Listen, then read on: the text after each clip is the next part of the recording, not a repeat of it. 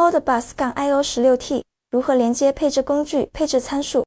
首先，我们要准备好模块 USB-485 开关电源，用开关电源提供24伏接入模块电源处，用一根 USB-485 的线接入模块485口，将 USB 口插入电脑。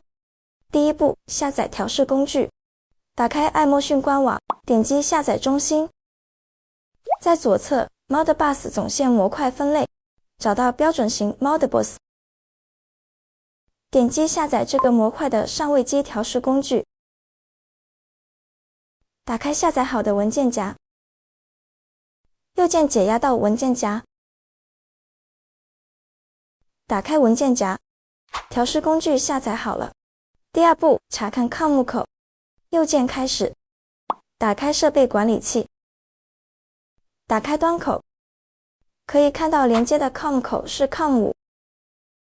第三步，配置参数，打开配置工具，选择对应的型号，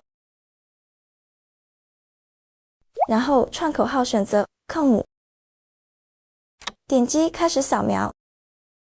连接成功后，这里会显示最后介绍软件区域，